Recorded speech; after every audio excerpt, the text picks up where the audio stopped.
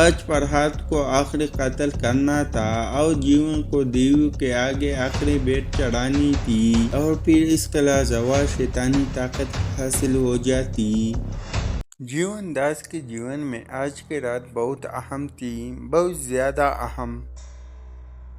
آج فرحات کو آخری قتل کرنا تھا اور جیون کو دیو کے آگے آخری بیٹ چڑھانی تھی اور پھر اس کو لازوال شیطانی طاقت حاصل ہو جاتی۔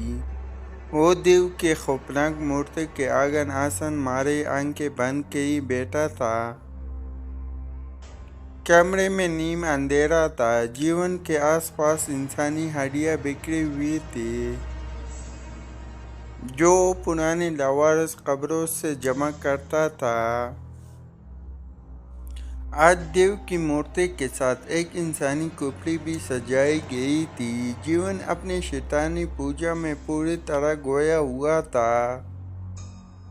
کہیں کوئی کوتاہی نہ ہو جائے، عمل ادھورا نہ رہ جائے، مگر یہ کیا ہوا؟ بادل بہت زور سے گرجے تھے، ایک زوردار دھماکہ ہوا۔ جیون نے گھبرا کر آنکھیں کھول دی۔ اچانک کہیں سنگ بجنے لگا، مکروہ آواز میں ڈھول پیٹا جانے لگا۔ کچرے کے ڈھیر پر پڑی نورین کے اوپر مسلسل بارش برس رہی تھی۔ بجلی تیز چمکی، نورین نے آنکھیں کھول دی، وہ زندہ تھی۔ فرحات نے ہاسپٹل کے آگے گاڑی روک دی، اس کا ذہن کچھ بھی سوچ سمجھ نہیں رہا تھا۔ ایک روبوٹ کی طرح چلتا ہوا وہ سرد خانے میں داخل ہو گیا۔ اس نے جیون داس کی ہدایت کے مطابق ملی کی لاش کو تلک لگایا۔ سرد خانے میں گہری خاموشی تھی۔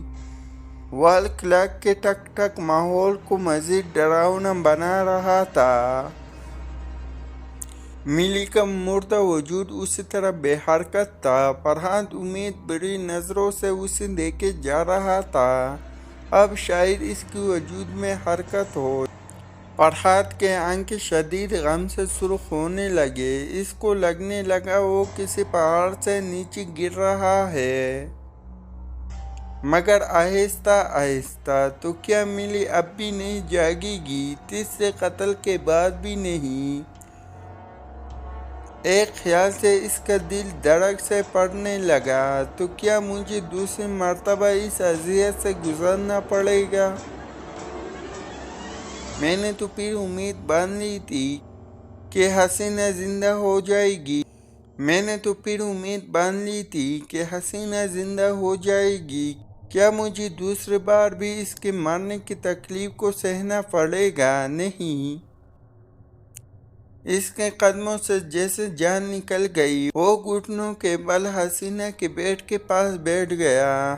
ملی اب تو آنکھیں کھول دو، میں نے تمہاری محبت میں کیا کچھ نہیں کیا؟ وہ سسکنے لگا۔ کتنا بڑا گنہگار بن گیا میں تمہارے لیے، کتنے جانے وار دیے میں نے تم پر، ہر حد سے گزر گیا۔ اتنی محبت تو اگر کسی پتھر سے کی جاتی تو وہ بھی بول پڑتا۔